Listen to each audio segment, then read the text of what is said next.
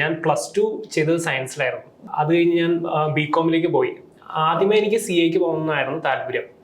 പിന്നെയാണ് ഞാൻ ACCA പറ്റി അറിഞ്ഞത്. ഫെയിലിയേഴ്സ് അക്സെപ്റ്റ് ചെയ്യാൻ ഭയങ്കര ബുദ്ധിമുട്ടുള്ള ആളായിരുന്നു ഞാൻ. ഫെയിലിയേഴ്സ് നമ്മൾ ആദ്യമേ ഒന്ന് ബാക്കിലോട്ട് കൊണ്ടുപോകും. ലോജിക്കല് ഫാക്കൽറ്റീസ് ആണെങ്കിലും കോർഡിനേറ്റേഴ്സ് ആണെങ്കിലും ഭയങ്കര ഫ്രണ്ട്ലി ആണ്, പെട്ടെന്ന് അപ്രോച്ചബിൾ ആണ്. Today we are here with Anandu, one of our recent ACC affiliates. So hi Anandu. Hi. Congrats on your achievement. Thank you. So Anandu, എങ്ങനെയാണ് ACCA ജേർണിയിലേക്ക് എത്തുന്നത്? ഞാൻ സയൻസ് ഫീൽഡിലായിരുന്നു. ഞാൻ +2 ചെയ്തത് സയൻസിലായിരുന്നു. അപ്പോൾ science was not my dream. So അത് കഴിഞ്ഞ് ഞാൻ ബികോമിലേക്ക് പോയി. ആദ്യമേ എനിക്ക് CA പോകുന്നതായിരുന്നു താല്പര്യം. പിന്നെയാണ് ഞാൻ ACCA പറ്റി അറിഞ്ഞത്. ACCA ഓപ്റ്റ് ചെയ്യാനുള്ള റീസൺ എന്താണെന്ന് വെച്ചാൽ ഫ്ലെക്സിബിലിറ്റി. ഫെയിലിയേഴ്സ് അക്സെപ്റ്റ് ചെയ്യാൻ ഭയങ്കര ബുദ്ധിമുട്ടുള്ള ആളായിരുന്നു ഞാൻ സ്റ്റാർട്ടിങ്ങിലെ. പിന്നെ ACCയിലേക്ക് വന്ന് ഇങ്ങനെ ACCA ഇച്ചിരി ടഫ് ആയിരുന്നു ഇനീഷ്യലി. പിന്നെ moving to flow.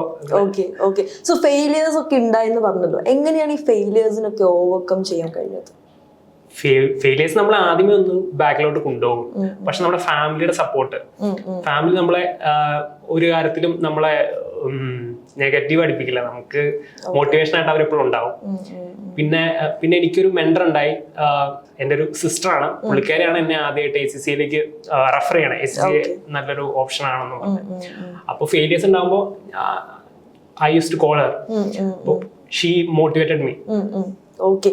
So the last question is, logically ACCA experience എങ്ങനെ ഉണ്ടായിരുന്നു? ലോജിക്കല് ഫാക്കൽറ്റീസ് ആണെങ്കിലും കോർഡിനേറ്റേഴ്സ് ആണെങ്കിലും ഭയങ്കര ഫ്രണ്ട്ലി ആണ്. നമുക്ക് ഒരു കോൾ ചെയ്ത് പെട്ടെന്ന് അപ്രോച്ചബിൾ ആണ്. എന്ത് ഇഷ്യൂസ് ഉണ്ടായാലും നമുക്ക് പെട്ടെന്ന് കോണ്ടാക്ട് ചെയ്യാം അവരെ. പിന്നെ ഞാൻ എക്സാം എഴുതുന്ന സമയത്ത് ടെക്നിക്കൽ ഇഷ്യൂസ് അങ്ങനെയൊക്കെ ഉണ്ടായിട്ടുണ്ട്. അപ്പോൾ ഞാൻ അവിടുത്തെ കോർഡിനേറ്റേഴ്സിനെ വിളിക്കും.